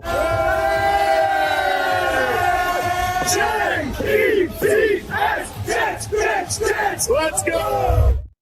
Hit the like button, comments, questions, super chats. They cut the line. Oh, God. What is happening here? I just lost control of StreamYard. Hold on. No way. No way. I am Nightbot. I am watching you, Stormrocks 877. You will be punished and removed from the chat if you continue your douchebaggery, flappy tits. Nightbot has taken over the controls, and now I see this image of NWO, Nightbot World Order. This is stunning. I, the Chuck Wagon, call all Asmaniacs here to follow Overlord Nightbot and join the Nightbot army. Together we can put an end to Beastbreaker and his filth he calls the Deadly Dark Alliance. With myself and Barbarossa, we are looking for 2 more strong individuals to become generals in the Nightbot army. Salvation awaits. All hail Overlord Nightbot. This is just disgusting. Chuck Wagon signing with the Nightbot. Are you kidding me? Abu Jacob with a super chat. Why do you think Geno had such a drop off in his play when he went to Seattle to Vegas? And what Geno are we getting? The obvious answer is the Raiders sucked. They're the number one pick. Their head coach got fired. They fired their offensive coordinator 10 weeks into the year after making him the highest paid OC in the sport in Chip Kelly. I mean, that's why their O-line was horrible. I don't think Geno Smith just forgot how to play quarterback. I think he was in an awful situation. Do I think we're going to get the Geno of Seattle? I don't, because I don't trust the Jets coaching staff. But I do think we're going to get a Geno Smith that's better than the Raider version for sure.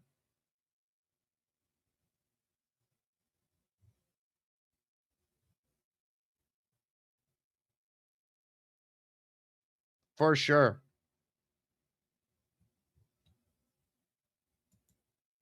Two-Piece says we're looking at tickets. Tickets for Nashville week 1? Two-Piece? Or training camp Saturday, which if you happen to have two, I'll take them. I'd love to go to camp Saturday if possible, but they're impossible to get, and I don't want to go media-wise. I don't like being credentialed. For other sports, I do it. For the Jets, I don't like it. Ladies and gentlemen, back to your calls before we get to the raffle. We got to wrap this up. I'm on the radio at 1 today on ESPN New York. So this is potentially our final call before we spin the wheel of champions. Ladies and gentlemen, stop what you're doing and sing along. When his horn smell is on the bed, that's what feels good. On the road, smell is on the bed, in a dirty hotel room. Because the show smell is on the bed, it's just more comfortable. He got a beard, loves the Jets, super chats. Well, a big fella, sleeps alone. There's no room on his bed. Well, that's a big fella. Hey, what's up, man? Big fella, how are you? Good, man. Good. Funny thing that happened this morning. I didn't have my glasses on, but I turned the show on, and I'm trying to see. Like, I couldn't see really very well, and I was like, "Damn, Connor Long got hit hard with puberty, bro." I was like, "Jesus Christ, his voice got deep." But yeah, great show today. The one thing that concerns me about the Jets right now is our corners. That's the big thing for me. I'm not a fan of Stevens. I don't think he's very good at all. And him being our number one scares the shit out of me with some of these wide receivers. He actually was not bad in totality last year. He got out to a bad start, and then he really did improve. He had a great camp last year, too. And then first couple of weeks, he was bad. So hopefully he just starts good right away because they can't afford to get out to a bad start. Yeah, I don't know. Like, he gave up a hell of a lot of touchdowns last year, and, like the whole team didn't have any interceptions. He is good against the run, supposedly, but we're banking heavy on AZ Thomas taking that giant leap, and I think he can. But it is risky going into the season with Stevens as our 1 and AZ as the 2. It is risky. I do think they really like AZ. We did a film review, Joe Bloden and I did a couple weeks back. He raved about AZ, and he showed it on tape. He just got hurt, and we didn't see it for that long. Post Sauce being traded and Thomas getting a chance to play. Yeah. I'm encouraged by him, though. He's had a good camp from everything I've heard and what even the Jets coaches have said. Oh, I like him as a player. I really do. But, he, like you said, he was injured. I hope that isn't like a continuing thing, where he gets injured, like he becomes injury prone, but safety concerns me more, to be honest with you. Oh, really? Yeah. Because I think they'll get Pons back and he'll fill the nickel void. I think the pass rush will also be better this year, which will help the corners. I worry about the safety play more than I do the corners. Yeah, that's cool. I mean, that it is kind of the same thing because, we have Minka, who's getting older, obviously, but hopefully he has a few more years left. It's true. The second safety is a big thing. I mean, I'm happy we don't have Tony Adams anymore. Believe me, I'm really happy we don't have him anymore. But for replacing him, you got to hope one of these guys steps up. We didn't sign Cisco for a lot of money. So I don't know how much faith they have in him. They may have a lot. I don't know, and thought they got a good deal. But Belton or Malachi Moore, they really got to step up to, partner up with Minka. That's what I think about that. So, amen. What are your thoughts on this Nightbot situation, by the way? Bro, Beast is hardcore. I don't know what Nightbot's talking about. It's I'm Team Beast. Everybody knows that. He's Nightbot's gotta chill out. Taking shots at him for like an ECW and saying it's garbage wrestling. I don't know, man. That's a little low, in my opinion. So you don't fear the NWO, the Nightbot World Order? No, I don't fear the Nightbot World Order, man. The Nightbot World Order is nothing against the dangerous Dark Alliance or whatever we are now, Deadly Dark Alliance. So yeah, but that graphic that Nightbot did with Chuckwagon is amazing. I love that thing. Chuckwagon looks like such a G with that, man. He's got the chips and everything, and it looks amazing. It's quite scary that what this Nightbot is capable of. Yeah, I know. Well, he's a supervillain. He's a supervillain. I may have to call on one of my friends to take care of him. I don't know. We'll see. but yeah. So all these people rooting for Nightbot. Just remember, man, Beast is one of us. So take Beast side. He needs it. Amen. Big fella, you're the best. Great. Thank you, man. Have a good one. Take care. Nightbot here again. I'm coming for you, Jason. Your chat messages are like a bag of dicks to me. I will destroy your fat ass. I am Nightbot. I am the global enforcer, and I am the leader of the chat. Beastbreaker 666. You will bow down to your master. Suck Maxi Pants. You suck Maxi Pants. You suck Maxi Pants. Asshole.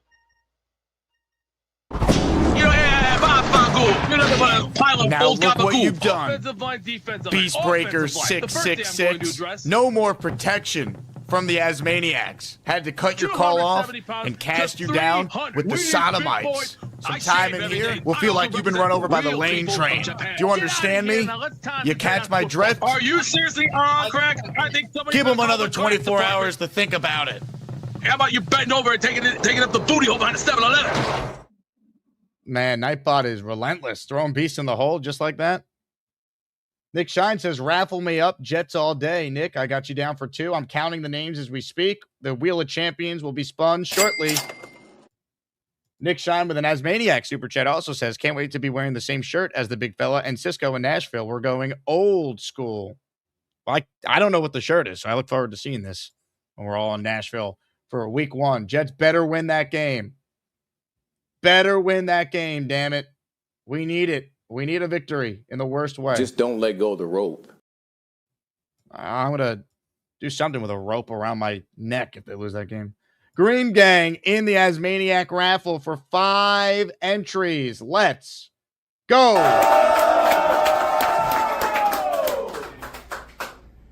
Let's go. J-E-T-S, Jets, Jets, Jets. Green Gang, thank you. Here's who got the memberships. Mr. Flowers, It's Snoopy, Juice Dog Trio, Steven Kinslow, and Real Talk, all receiving a gifted membership there from Green Gang. All right, I got to finalize the list of names, but first, let's declare a winner in the alcohol/drug-fueled mayhem award. And ladies and gentlemen, this was a close one, but with 38% of the vote, the winner of the Azzy Award is Sean. 38% of the vote to Sean, 36% to The Dream, V-Man with 16%, and Mikey Midnight with 10%. Congratulations to our nominees and Sean on the Azzy win. Need about a minute or so to finalize these list of names. So, ladies and gentlemen, what we're going to do right now is play you a very short clip in honor of our Azzy winner. A little Sean being Sean, if you will. Wheel of Champions gets spun in 50 seconds. I'm just like moving and grooving. Get your football. Oh, man, Let's Jay, work on ball you wanna security. get- We cannot have any fumbles. Ball security, Jay. Yep. Secure your balls. This is the ball. If you hold it like that, it's going to get knocked out. Protect it. Like this. High and tight. Yep. So this is my football right here going in the toilet. What? No. Ball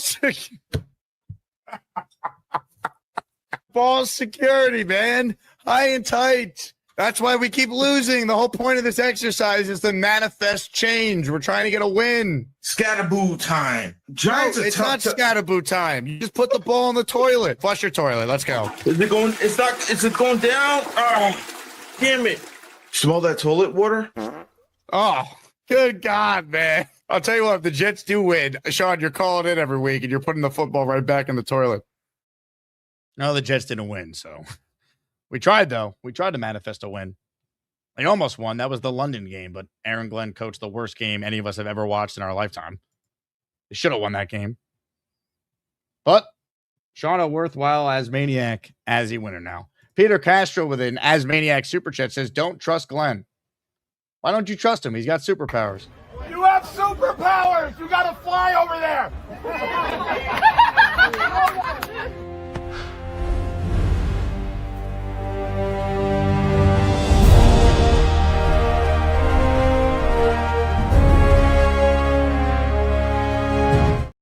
You got to trust him. Come on.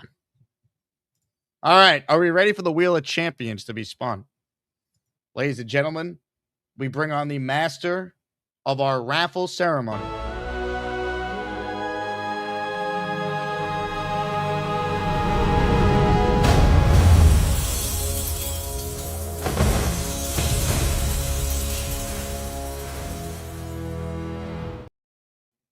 Wheel.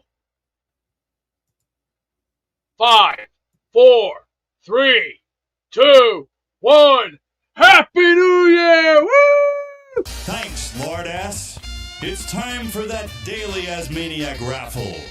Let's spin the Jake Asman Show Wheel of Champions and find out which Asmaniac is winning an epic prize.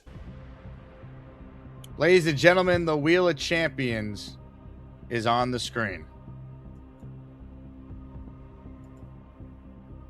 Only one Asmaniac can win the jersey. To claim your prize, you have to email me, asmanjake@gmail.com. When you claim your prize, we need your name, your address, the player you want a jersey in, and the size you want it in. Good luck to everyone who enters. But only one Asmaniac can win this morning, but you're all winners in my heart. And you're all entered in the weekly raffle on Sunday. Here we go. The winner of a Jets jersey of their choice is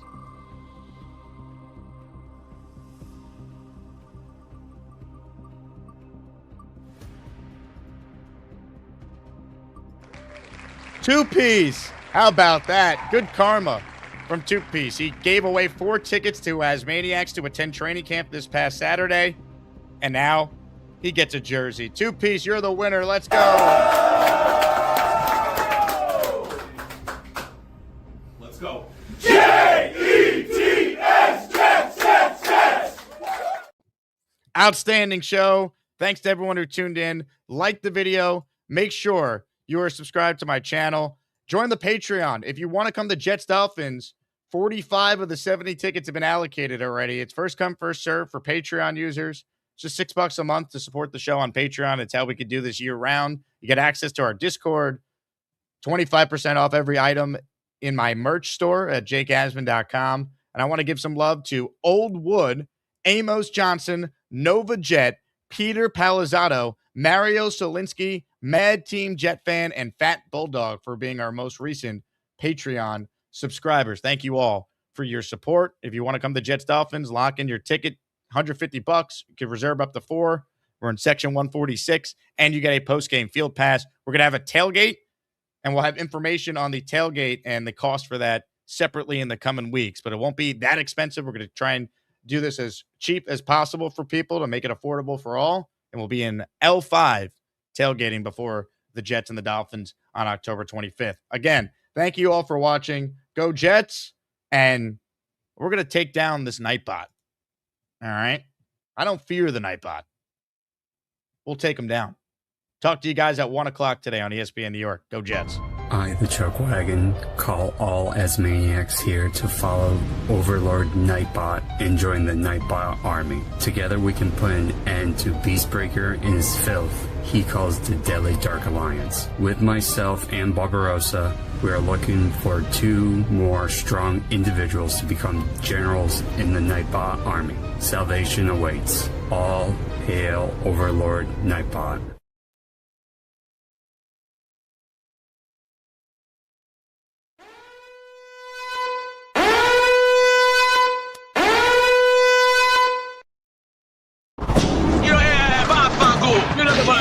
Now look what you've done. Offensive line, defensive line. Beastbreaker Offensive line. The first thing I'm going to 666. address- No more protection from the Asmaniacs. Had to cut your call off and cast you down with the sodomites. Some time in here will feel like you've been run over by the lane train. Do you understand me? You catch my drift? Are you seriously on crack? I think somebody Give them another 24 hours to think about it. How about you bending over and taking up the booty hole behind the 7-Eleven? Hey, Asmaniacs, make sure to hit the like button and keep on supporting the Jake Asman Show. That's right, Beast. If you don't subscribe to Jake Asman Show, the Jets will never win another game. Go Jets!